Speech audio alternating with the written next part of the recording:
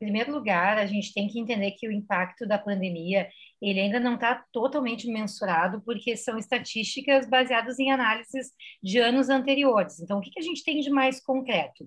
No caso dos pacientes oncológicos, então, a gente tem dados de um hospital aqui no sul do país, em Porto Alegre, do Hospital Moinhos de Vento, que houve uma queda muito importante no número de consultas dos pacientes oncológicos. Para vocês terem uma ideia, em janeiro desse ano, a gente teve uma desistência de 720 pacientes do centro de oncologia e 264 do centro da mama.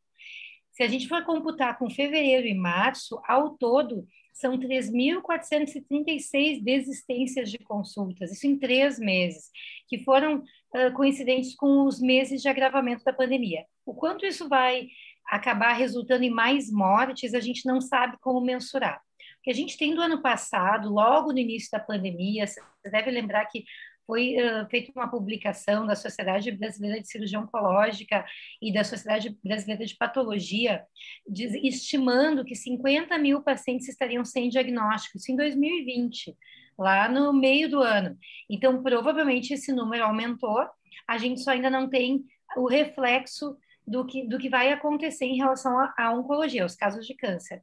Quando a gente pensa em outras doenças, doenças cardiovasculares, por exemplo, existe já algumas publicações mostrando que há, sim, o maior número de casos de pacientes que ficam sem atendimento e podem, inclusive, falecer em casa.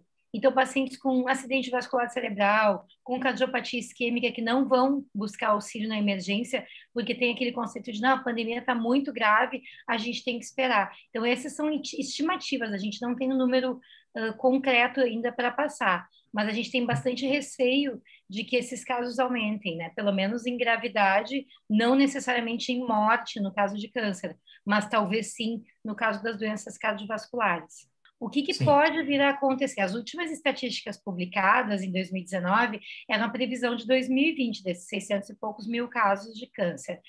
Provavelmente o que vem acontecendo é que pode ter caído esse número de diagnósticos por causa da pandemia e talvez num futuro próximo, assim que a gente tiver vacinação em massa, um controle maior da pandemia, talvez a gente vai ter o reflexo de aparecerem mais casos num ano só. Então, isso é que a gente ainda não tem o número exato para dizer, mas é um receio.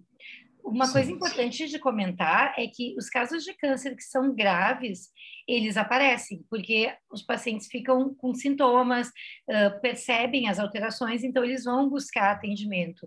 O que nos preocupa muito são aqueles casos onde não existem sintomas nem sinais, que são os que a gente preconiza fazer o diagnóstico precoce com os exames que a gente É o, chama de é o chamado, rastreamento.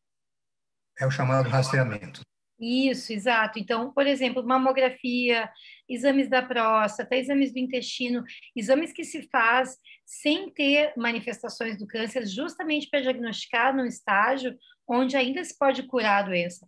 Esses exames têm sido cancelados, os pacientes têm medo de fazer por causa do risco que eles acham que tem nos locais onde se faz os exames e acabam cancelando e deixando para depois. Só que o depois está se prolongando muito.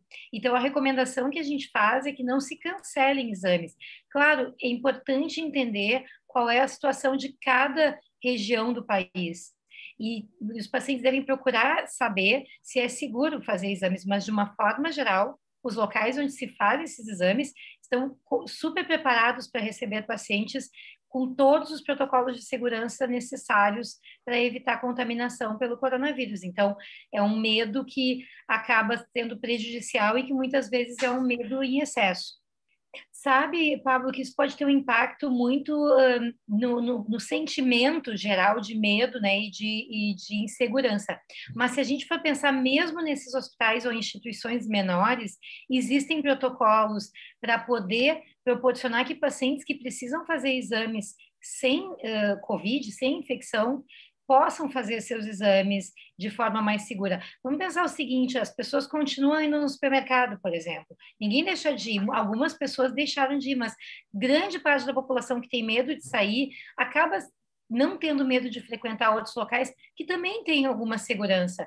Então, por que risco de contaminação para fazer um exame se não se sentem inseguros de fazer alguma compra de itens essenciais? Eu uso sempre esse exemplo. Assim como os mercados cuidam, as instituições de saúde cuidam muito também. Então, eu acho que sempre é muito importante buscar a informação correta, não assumir que é perigoso não ir. Entrar em contato com a instituição, perguntar como é que estão as rotinas, perguntar o que, que se recomenda naquele momento. A pandemia é muito dinâmica, a gente nunca sabe o que vai acontecer no próximo mês. Então, a gente tem que estar sempre se informando e informando os pacientes também. Aconteceu um colapso a partir do final de fevereiro de 2021. Março foi um mês muito difícil no Rio Grande do Sul. Todas as regiões, todas as cidades ficaram no que a gente chama de bandeira preta. A gente tem uma classificação por bandeiras que corresponderia provavelmente à bandeira vermelha de São Paulo, que é onde tem o risco mais alto de contaminação e onde existe um colapso do sistema de saúde. Isso de fato ocorreu, mas eu sempre acho importante a gente salientar que aconteceu também algumas modificações que ocorreram decorrentes das festas de final de ano, do carnaval, pessoas que se aglomeraram um pouco mais. Então, provavelmente, a gente teve o reflexo desse comportamento um pouco mais liberal, porque no final do ano passado, de 2020, a pandemia parecia bem melhor controlada. Então, provavelmente, isso deixou as pessoas com um sentimento de liberdade, de que agora está passando, está acabando, então vamos voltar para a nossa vida normal, porque ninguém aguenta mais.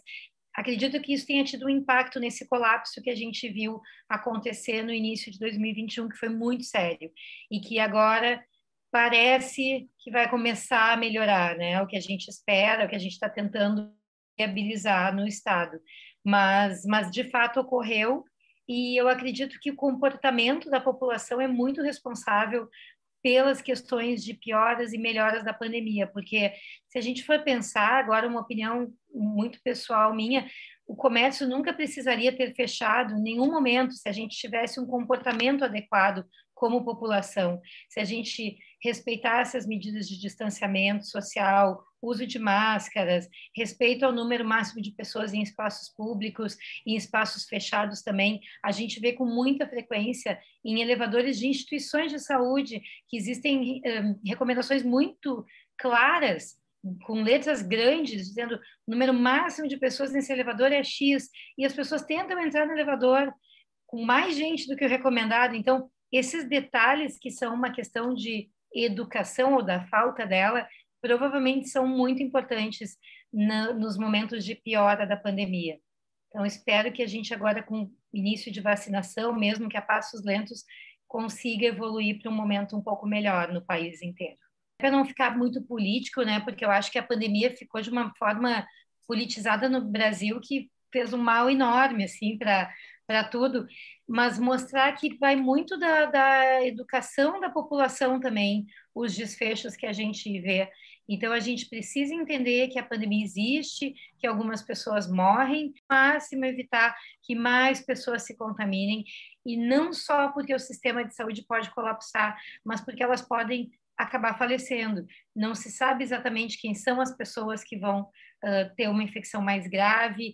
A gente sabe que essas novas cepas mais resistentes parecem realmente infectar pacientes mais jovens, sem tantas comorbidades ou até com ausência de comorbidades que aumentem risco de morte. Então, a gente tem que entender que é um momento difícil, mas que se todo mundo contribuir, a gente pode passar por isso de uma maneira um pouco menos traumática. Acho que essa é a principal mensagem.